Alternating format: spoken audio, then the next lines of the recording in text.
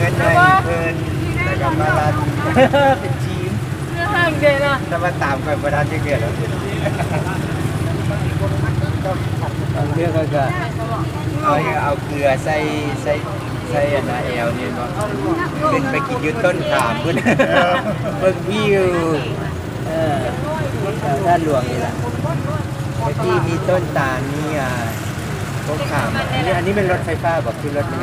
ฟ้าแน่นบ่แล่นไก่ที่สุดนี่ได้เท่าไหร่จักที่มันขึ้นน้ำราคาแม่นบ่100ปลายกิโลก็มี100 กิโลก็มีแต่ว่าราคานี่โหดเยี่ยมราคาน่ะถ้ารุ่นดีแท้ๆนี่ได้เห็นเขาโฆษณา60ปลายล้านแต่มันผู้พางมันงามบ่แม่นท่าทางเกือบซ้ำรถใหญ่บ่แม่นซ้ำรถ60 ล้านแม่นบ่60 ล้านยอดเนี่ยเป็น10ปลายล้านโอ้10 15 16ล้านขี่ได้แต่60 70แลนด์บอขี่ได้ประมาณ100กิโลโอเคอยู่เนาะแล่นในเมืองราคา15ล้าน16ล้านอะไรมันขี่ได้100กิโลได้มูแนะนำที่แพ็กซ์บ่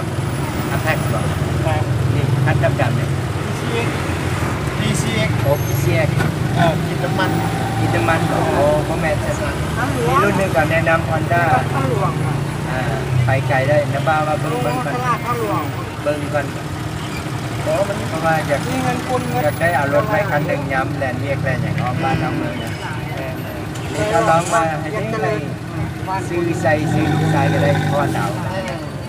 เจ้าไปอยู่จะกระจอดไว้จะมาจะกลับไปใส่ต่อบ้านเก่าเราไปขอว่าขอฟังยังแล้วก็พอหนาวเจอนั้นแค่นี้หลายราคากันไงถ้าหลวงมาเห็นแล้วเห็นมีแต่ต้นไม้ต้นบังบังนี่ก็หมู่บ้านเวียงจันทน์นะพ่อแม่พี่น้องเบิ่งเอาเป็นจังใดนี่แหละคนลาวเฮาคนลาวบ่ทิ่มกันเจ้าน้ำใจครับเป็นคนดีแล้วนี่ก็เป็นจะก็อายุหากินเนาะแต่ละคนแล่นกลับบ้านกลับเรือนตอนค่ำตอนแลงเจอหน้ากันก็ยากนะยากพี่น้องต่างคนก็คือว่าล่ะต้องปืนใส่เบียกก่อนนี่คันใหญ่ๆนี่เป็นยังไงโอเคป่ะอันนี้ป่ะเอามาที่ว่าขึ้นปักซีเวียงจันทน์ไงคือว่าอันนี้ของอันนั้น PCX อันนี้ก็ห้องอันน่ะนี่ก็ซุ่มบ่หรือว่ามันจะแพงกว่า PCX หน่อยนึงแต่ว่าแล่นร่างกายสบายแล้วก็แน่ได้บางเทื่อบางวิธีก็สิเอารถจักรละริ้วปักใต้ภาคเหนือไปได้นะมันรุ่นประมาณแสบปลาย2แสบปลายไปแล้วฮอดหลวงพุ่นล่ะเพราะว่ามันมีหม้อน้ำเลยโอเคได้เยอะหม้อน้ำมันแล่นไก่ได้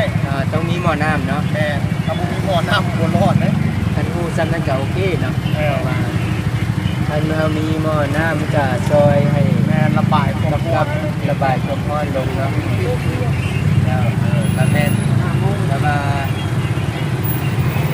ก็มีหม้อน้ำมันสบายแล่นไปโอเคอันนี้ตามเป็นอธิบายมาอันนี้ตลาดเช้าเนาะเช้ามาอาคารก็จะกระปุกไม้หลายเดิมครับเราที่สิบเห็นนะที่เห็นได้อยู่ในหน้ามันคือภาพเก่าๆเนาะแล้วจะก็สร้างตึกใหม่ตึกอย่างมาทับคือเวลาตลาดรถเมล์ไอทีรถเมล์ไอทีเจ้ามีใส่ด่วนเลยใส่ด่วนโอ้ทักจนขนาดเลยต่างประเทศได้เลยก็แม่นเขาก็เปลี่ยนใหม่มันก็เป็นมันก็เป็นชิ้นใหม่สำหรับเฮาเนาะแม้แต่คนอยู่นี่ก็ตอนเขาเปลี่ยนใหม่ก็มันก็คือกับมันก็หลงแน่เนาะเพราะว่าจักมาจะกี่ข้ามใส่รถตู้ตอนนี้ก็จะเห็นรถมีมาจอดกลางทางนี่แหละแล้วนี่ครับมาลงนี่แหละป้ายแดงๆจืออยู่ตึกนี่มันยังไง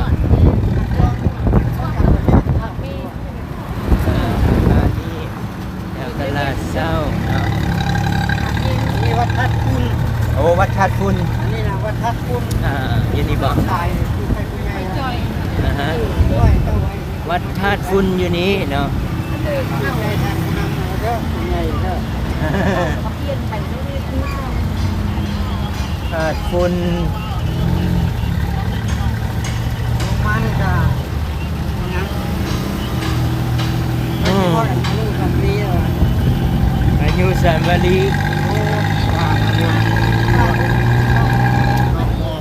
อ่านได้เป็นบ่อ่านแล้ว เรียกแม่เลย เออ เข้าห้องไว้อ่ะ เอา ประ ไป ตูไซส์เนาะ ประตูไซ เข้าห้องประตูไซส์ตะ เอ กี้ อตะกี้อายุสามวลี เรียกไม่เป็นประตู ประตูไซเดี๋ยวนี้ โอ้ตรงที่นับโอ้ นี่เป็นสร้างตู้เป็นอย่างนี้ซากรถ นี่รถไฟฟ้าดิ นี่ว่าละ ป้าเขาด้วย งามครับ ว่าอยู่บ้านเราเนี่ยรถไฟฟ้าประมาณหลายว่าน้ำมันมันญาติกันซื้อช่วงนี้คิดเนาะน้ำมันที่บ้านแล้วก็แพงได้รีบสร้างกับ39 บาท แต่ใครจะซากนี่ราคาเดียวที่บ่มีราคาขึ้นลงบ่ ราคาเดียว นี่มันสถานทูตมาเลเซียเนาะ ส่วนกับ45 บาทที่52 บาท นะฮะ ลงมาแล้ว เดี๋ยวนี้น้ำมันขึ้นหลายเนาะ ว่ามันวิกฤตต่อเฮ็ดนะสงครามกันละหนักกว่าที่เฮ็ด อือฮึ แล้วก็ยังให้เลือดร้อนทั่วโลกกันละ อืมเจ้า เป็นเส้นเดียวแท้ไม่ให้เป็น2 เลนลงได้ สมศักดิ์เราอธิบายเส้นอยู่ริมน้ำคลองระหว่าง เส้นประเทศใหม่ แม่คลองเส้นอนุวงศ์เป็นบ่ภาษาอังกฤษเขาเจ้าว่าเพิ่นในไทยแลนด์ทางเดียวคือวันเวเนาะ แล้วเลย แต่ว่าเพิ่นบ่ให้แลนด์ซับไปใส่มาว่าใส่ ตอนนี้ เล่นขึ้นแล้ว เพิ่นมาเปลี่ยนคืนเนาะคน ที่ หลาย อิตาแลนด์ลง แต่ บา ว่าง เฮา แลนด์ส่วนทางกันได้เป็น2 เลน เอาเลี้ยวไปทางนั้นมันหนองคายเป็นบ่ สีเชียงใหม่ โอ้สีเชียงใหม่ เชียงใหม่ พวกทุกเล่นขึ้นก็ได้ อ่า ระวังไม่ละ นี่ก็มาเปลี่ยนคืนเนาะ ระวังเขาเลย ที่ให้อิตาแลนด์ลงไปที่ส่วนกันได้ อ่า เส้นตัวเก่าน่ะเป็นให้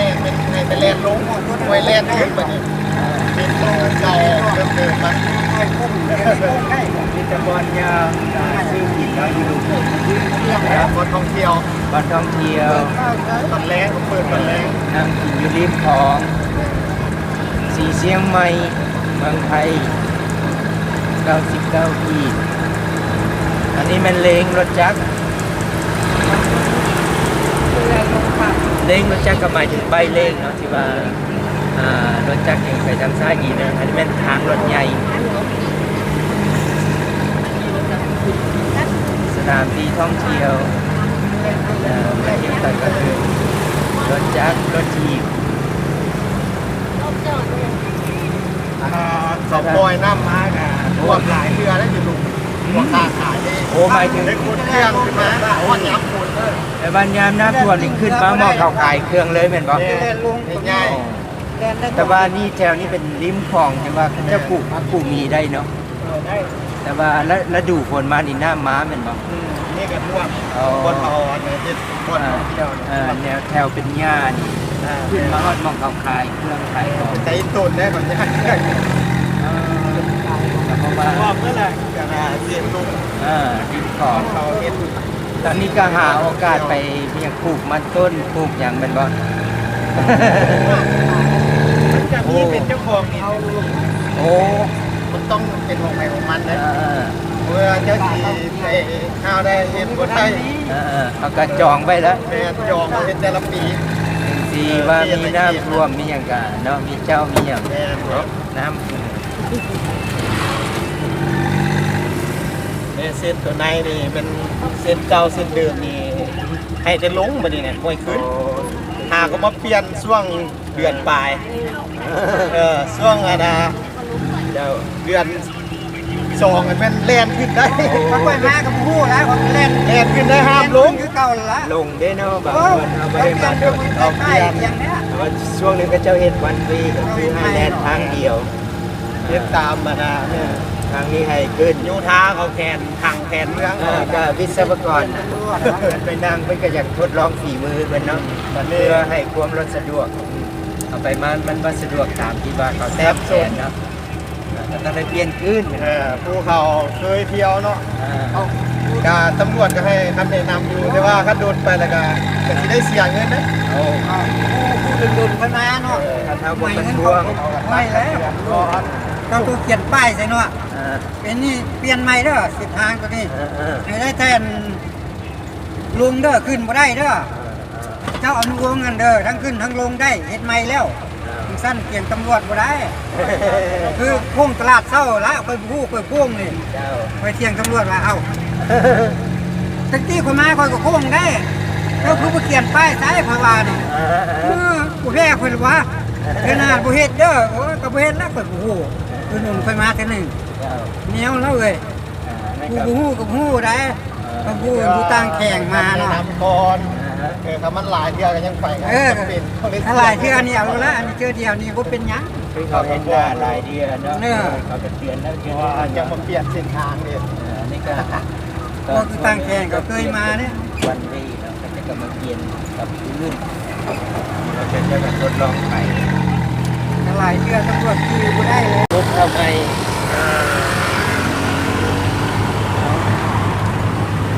ตอนนี้ให้เจ้าซักเป็นพิธีกรเนาะซักบ้านเมืองเขาไปว่าเสร็จทำไมจังหวัด โอ้บ้านเมืองก็พัฒนาหลายแล้วครับว่าเป็นการมีคนต่างประเทศเนาะพัฒนาถ้าโดนๆมานี่ก็อยากหลงนะมันแปลกหูแปลกตาไปเพิ่น แปลกละแต่ขนาดเขาอยู่เวียงจันทน์นี่ออกไปเขตนอกเลยกันโอ้ยงงนะต้องเข้าไปในเมืองเลยกันเรียกกันจื้อเส้นทางหมดเลยต้องไปถามผู้คนแลนหลุดทุกมือมันไปเข้าทุกซอยทุกอย่างจะเลื่อนหลายพี่น้องๆเขาจะเลื่อนหลายเติม อันนี้เขาก็ซ้ำเกือบซ้ำเมืองนอกเมืองนาแล้วได้เนาะ โอ้ยอยากว่าอยู่เข้าไปเขตในเมืองมีแต่ตึกใหญ่ๆสูงๆเนี่ยเดี๋ยวนี้นะ เนาะ แมนเส้นทางบางเส้นทางเพื่อก็เปลี่ยนแปลงใหม่เคยแล่นลงก็ให้แล่นขึ้น แล้วก็มีทางด่วนอีกเนาะ แมนคือตัวอย่างกับคีบคลองอันนะตะกี้เส้นคีบคลองอันเพิ่นให้แต่แล่นลงเนาะเส้นคีบคลองเนี่ยตัวแถวเจ้าอนุวงศ์ตะกี้ให้แต่แล่นลงประตูเส้นกลางเส้นเก่าหันบัดให้แล่นขึ้นตะกี้วันนี้เพิ่นเรามาสลับใหม่ โอ้สลับไป ตัวเส้นทางคิดของเจ้าอนุวงศ์เป็นแลนขึ้นแลนลงได้วัตถุเก่านี่มันให้แลนลงไว้แลนขึ้น สลับกัน มันสะดวกกันลองกันเนาะ มาแผนผังเมืองเพื่อนนั่นแหละเพื่อนที่จังใดก็ได้ไปตามเพื่อนนั่นแหละ ทดลองกันเนาะมาสะดวกป้ายโฆษณาแม่เดียวพูดเรียบร้อยอันนี้ถนนเรา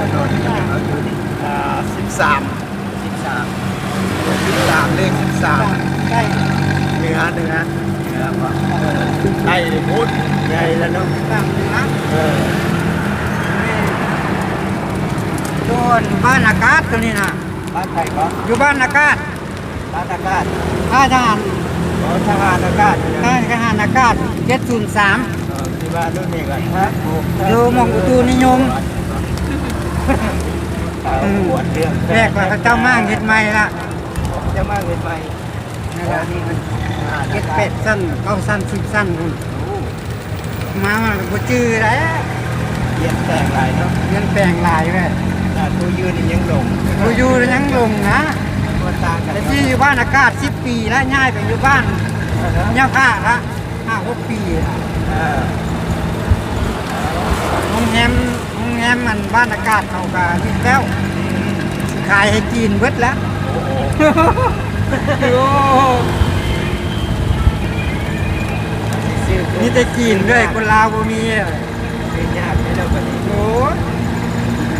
ใส่ก็มีแต่จีนอยู่ในเมือง คนลาวก็อยู่นอกเว้ย ก็ต้อง พิ่มน้ำหนักให้ลูกให้หลานเขาเนี่ย เนี้ยนั่นล่ะ ก็สิตามทันแล้วก็มันก็ตามเขาว่าทั รุ่ น น ได้ เรา แล้ว ซ้ำนี่ก็รุ่นลูกรุ่นหลานที่บ่มีหวังอยู่แล้วเออ เลยเข้าไปอย่างเข้า กินซื้อเบิดเด้ เข้าเนี่ยอนุรักษ์ที่เล่นเป็นกับซื้อ เป้ ครับเต้เนาะเป็นกันหลานสาวเขานี่ เดี๋ยวว่า จักก็สิเป็นจังไดเขาก็สิเบิ่งเนาะ เอ้าใครแม่เว้าน่ะแต่รู้แว่เจ้าโอ้ยจะไปจาก หลา ต่าน งประ สา เท ว ศ ก็ มัน มั เพิ่ ก น ห ว่า ยังเป้าหมายอยากเฮ็ดหยัง ต้องมาเฮ็ดหยังไปต่างประเทศบ่เอาลงอันนี้น่ะเออ ไปต่างประเทศ นี่ลูก ไปต่างประเทศกันสู่บ้านเขามาได้เนี่ยไปเป็นคนต่างประเทศเลยเนี่ย จะมีเจ๊งกันนะ ที่นี่ก็ไปได้จังหวัดตรงจริงนะจริงนะครับไป ไปพูดกันว่า เจ้า ลูกพ่อสิทากล่องมานี้ลูกลุงทองลา อันนี้ลูกชายผู้เดียว เป็นทางลูกทองลาเนาะ เมียซื้อ หลาน คือเฮารามอน ได้งานปะ เฮาดามอนเฮาดามอน ได้เงิน ดามอน ดามัน อยู่มสอง ดามอน ดามอน แมนดามอน ดามอนมูสิพระเอก ลูก นะ ข้า โด พิ มอ ตาน โดเรมอน คือเฮาดามอน โดรามอน โดเรมอน เดรามอนนั่นแบบตุ๊กตาใช่ปะ แมน โดราเลมอนโอ้ โดเรมอน เจ้าดาว นาบ้าบ่เล่นตุ๊กตาญี่ปุ่นปานใดได้ช่วยพ่อว่าเด็กจะมา เจ้าดาวสี่คนต่างประเทศได้บ่แม่นคนลาวไอ้เดียวอะ โดราลามอนเนาะ หลานลุงทองลา ปานนกกองลาเจ้าโอ้ทางไกลเอาวันนี้เอาพากันไปเที่ยวรุ่นแบบนี้แหละเนาะรุ่นที่ว่าเอามี นี่สิไปยามและสาวต้องเพราะว่า แม่ไป จะเป็นลูกหลานกันพวกเขาได้เจอกันเนาะเพราะว่า เจ้า ต่างคนกับต่างมีเรียกเนาะ ตัวกันแลนด์เรียกกัน เพราะว่าแมนเขาบ่มีงานมีอย่างกับบ่ค่อยได้เจอกันเนาะต่างคนต่างมีภาระ เนาะถ้ามัน มีเวลาได้เยี่ยมไปยามเพิ่น เอาเนี่ยเป็นโอกาสเราได้มารวมกันเนาะ แมน มีเวลาหน่อยนึงแล้วก็เวลามันอยากจะ เวลาน้อยๆก็จะแต่บ่เป็นหยังก็หรือว่าได้เห็นหน้ากันมีความสุขบ่ให้ลีกั ก็แม่นแท้หน้ากัน แม่น ว่าเห็นหน้าก็ดีใจละ ถามข้าวน้อยนึงเนาะน้อยได้ถาม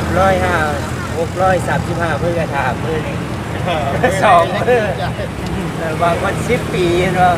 เป็นพันมือก็ยังไม่เห็นกันเนาะโอ้ดี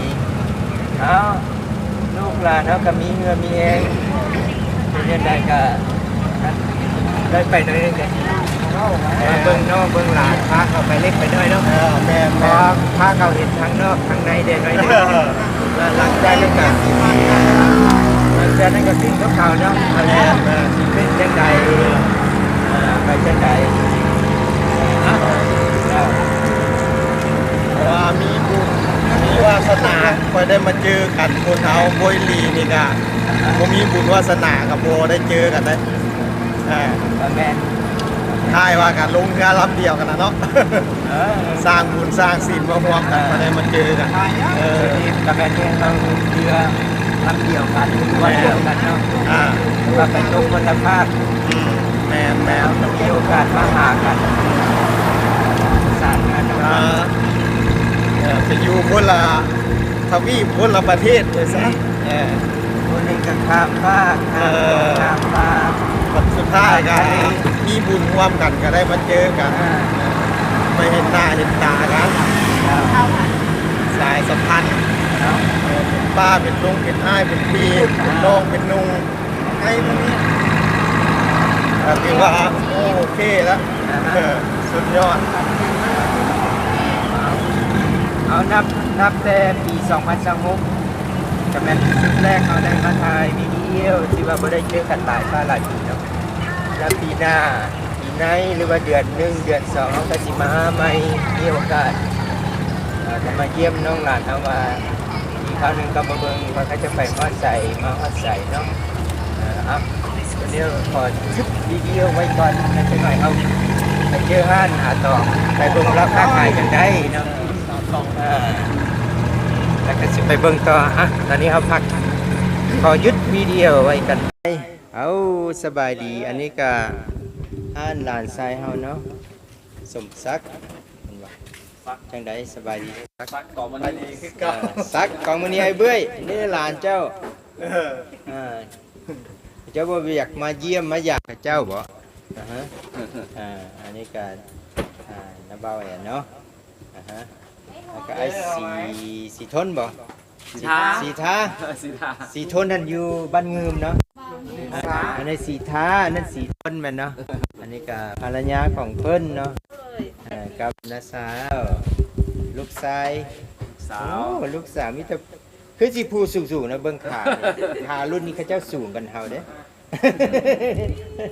อะไรกินสูงบ่หลานสาวสบายดีลุงแสงดาวแล้วฮะ โอ้สบายหลายโอ้ผู้นี้แฮงสิขึ้นไวเนาะเจ้าสู้งามคือพอเนาะตะกี้ขี่ไล่มันไงคือโรยถูกปี เอาเขายืดหุ่นเด้เขายืดหุ่นยืดกระดูกนะอ๋อเพิ่นไอ้คิดว่าจะอยู่แบบทางนี้ไงแบบทางแบบนั้นนี่ก็ทางแบบ ทางหลวงทางนี้จังซี่ก็โอเคอันนี้ก็ไปได้เพราะว่าอยู่แถวนี้มีบ้านพักมันบ่บ้านพักโอ้ตัวนี้ข้างเราบ่เป็นบ้านพัก ตัวนี้มันเป็นห้องแถว โอ้ห้องแถว62โอ้อันนี้เขาอยู่ยาวเขาอยู่นี่อยู่เป็นเดือนนะคันบ้านพังนี่อยู่เป็นเดือนเนาะ ยุขาอยู่แล้วอันนี้คันสำหรับแขก สักลานมันแม่มึงอ่ะ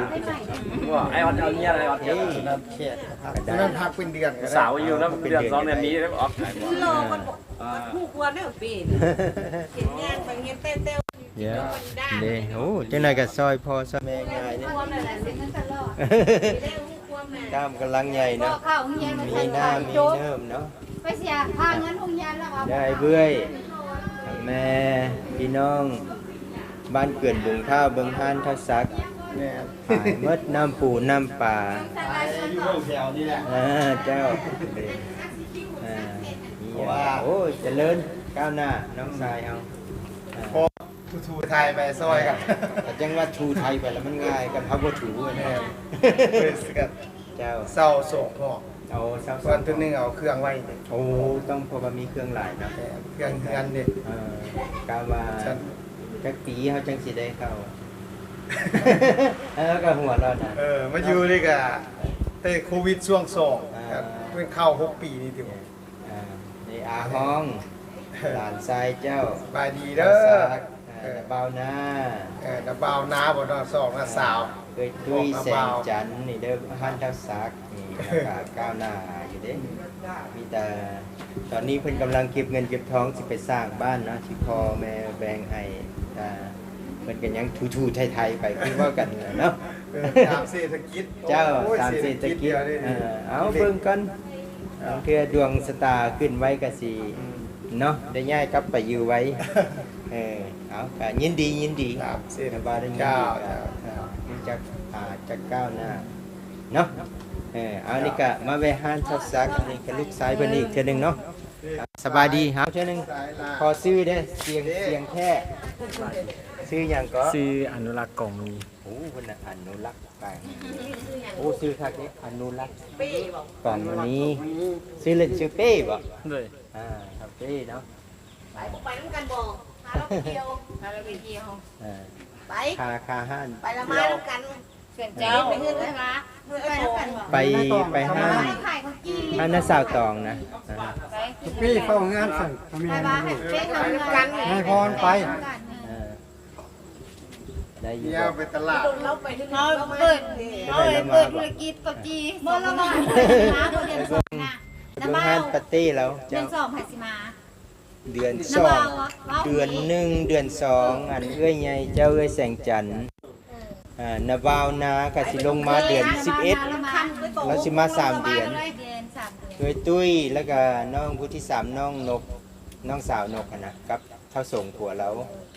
เขาจะสิมาดองอันน่ะ มันสิค ดองลูกสาวตา เมียจะเด็กดอกนั้นนะนางอย่างว่า อ่าน างนุ้ย โคน างนุ่น โคไล่ ำปี บ่ ห้าเลยโต โคละเสา เฟยไล่ เนาะ แม่นแล้วตะกี้เพิ่นจองบ่ ปีดอกไว้แล้วฮือเด้ เพิ่นมั่นไว้เนาะ เพิ่นมันแม่นบ่ วันนี้สิ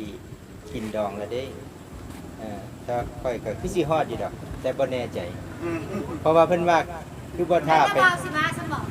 เพิ่นว่าคือบ่ท่าไปนํกันเขาว่าโอ้ปีหน้าจักสิท่าได้บ่เนาะเฮาเอาลงมาก่อนเอา ลงมาก่อนก็มานํกันนี่ ก็บ่แน่เด้อเนาะ เจ้าแต่ เอาฝากไว้กัน โอ้จะเป็นตลาดนี่พอดีนะบ่าวแสงดาวมันหากับมาฮอด มายามบ่เป็นหยังดอก มายามนี่ ปิดฉากเนาะปิดเด้ออันนี้เป็นรถเขาเองเนาะจะเป็นหัวหน้าโชเฟอร์ เปิดล้างรถอยู่ เขาก็ล่างรถล่างตีนให้มันงามจัมโบ้รุ่นน้อยเนาะ ตอนนี้เขาสิพากันไป ใช่ก็ได้ไปต้นบักฮุงเอาแต่ละคน เต็มรถเต็มรถ เต็มแล้วบ่ เต็มรถ เต็มรถแล้วขึ้นเอาใครจะขึ้น2025ชื่อง่ายเนาะ2025เนาะ อันนี้เป็นเบอร์ไล่เส้นรถเหรอ หาสักสักรถขี่รถสายใต้ อ๋ออันนี้เป็นที่รถสายใต้แต่ว่าเขาซื้อสายใต้เนาะเอาเรือพายอยู่บ่หมดครบหมดแล้วบ่ ยังเมียเพิ่น โอเคเมียเพิ่นคนหนึง รู้ชับเมื่อกี้นั่นอันชื่อล่าโทรมาคนน่ะเกี่ยวเจ้าน่ะเพราะว่าจะไปหาลูกบ่ได้ไปก่อนวันนั้นบอกเพิ่นเพราะว่าบ่ได้ไปคิวน้องมันอยู่ ป้านั้นได้วันนี้ เราถามป้าตองบ่ ให้มันเพิ่นได้ มาใครหวานละ อันจังหน่อยไปซูไปหาเรามาเด้อ นี่ก็คือสุดท้ายเนาะแต่ขึ้นมา บ่ต้องพานั่งนี่ก็ได้ให้ป้านั่งนี่นั่งนั่ง นั่งรถเจ้าเอาแล้ว